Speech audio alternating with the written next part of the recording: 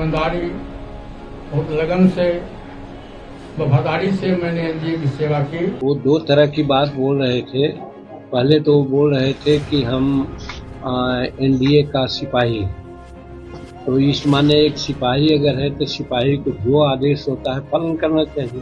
लेकिन हमारे पार्टी के साथ और व्यक्तिगत रूप से हमारे साथ नाइंसाफी हुई। मंडल से इस्तीफा दे दिए हैं, तो इसका मतलब है कि सच्चा एनडीए के वो सिपाही नहीं है। अगर होते तो ऐसा नहीं करते। इसलिए मैं भारत सरकार के कैबिनेट मंत्री से मैं त्याग पत्र देता हूँ। और हम वो आदमियों से नहीं है कि हमको 2 सीट चाहिए, 5 सीट चाहिए, 20 सीट चाहिए, वो नहीं है। साथियों, कल एनडीए गठबंधन के द्वारा बिहार में 40 लोकसभा सीटों के लिए किस दल को कितना सीट मिलेगा इसकी घोषणा हो गई।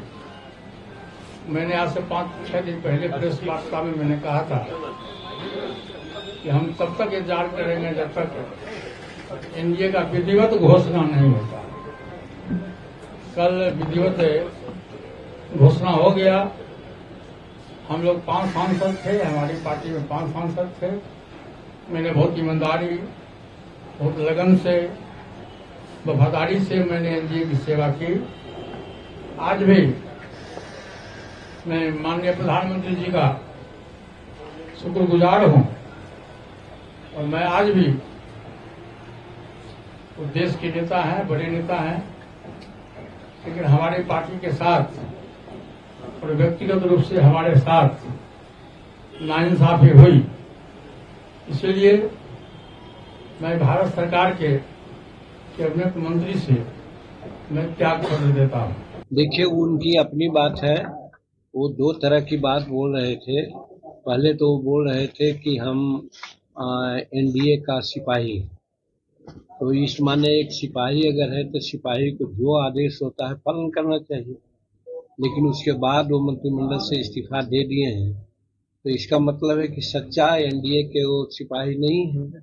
अगर होते तो ऐसा नहीं करते। तो इसलिए ये उनकी बात है, उस पर हम यही कह करके और कोई ज्यादा बात नहीं करनी चाहिए। चिराग को 5 सीट मिला जबकि आपको मात्र 1 सीट मिला। देखिए, आप मेरे पॉलिटिकल जीवन को समझिए। 1980 में हम टिकट मांगा था, टिकट मिला। उसके बाद एकदम ईमानदारी से कहना चाहते हैं कि 80 के बाद न तो मैंने टिकट मांगा, न तो मंत्री पद मांगा, और मुख्यमंत्री का तो कोई सवाल ही नहीं था, लेकिन सब मिला। उसी प्रकार से जब नीतीश कुमार जी शर्त रख दीन कि हमारे पार्टी में मर्ज कर जाओ, हमारे सारे रैंक एंड फाइल लोग बताया कि नहीं, मर्ज नहीं करना है। एक कन्वे किया तो उन्होंने कहा कि बाहर जाओ, तो हम बाहर आ गए।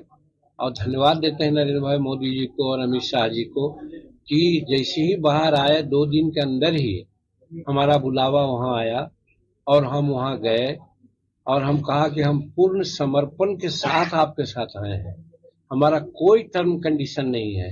सबसे बड़ी बात यही है कि जितना अहमियत नरेंद्र भाई मोदी जी जीतन मांझी को दिए हैं, देते हैं, जो सब आप लोग जानते हैं। चाहे यूपीए की एनडीए की बैठक में हमको तरजीह दिया, वो रिसीव करने में उनको तरजीह दिया कि नड्डा के बाद हमारा ही नंबर था। फिर वाजपेयी जी के पुण्यतिथि पर भी किसी को नहीं बोले, हमको बोले जीतन जी आप भी माल्यार्पण कर लीजिए। तो ये क्या शो करता है। फिर हमारे प्रति विधानसभा में बिहार में कुछ बातें हुई, हम उसको बुरा नहीं माना, लेकिन हम धन्यवाद देते हैं माननीय नरेंद्र मोदी जी को कि हमारी चर्चा उन्होंने तेलंगाना की मीटिंग में किया, राजस्थान की मीटिंग में किया। तो हम तो इसी से गदगद हैं कि नरेंद्र मोदी जी इतना हमको, जो दुनिया का सबसे लोकप्रिय नेता है, वो हमको इतना तरजीह देते हैं।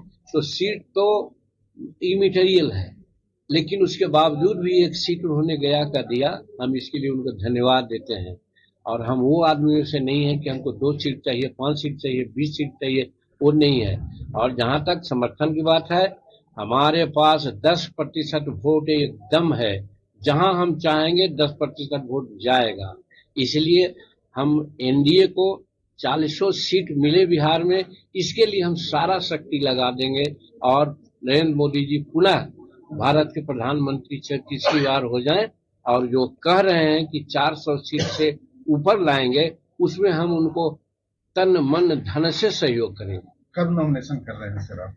नॉमिनेशन अब हमारे सिपा सलार तो भाई संतोष कुमार सुमन जी हैं जो राष्ट्रीय अध्यक्ष हैं, और राष्ट्रीय अध्यक्ष जिस दिन नियत करेंगे उस दिन नॉमिनेशन करेंगे।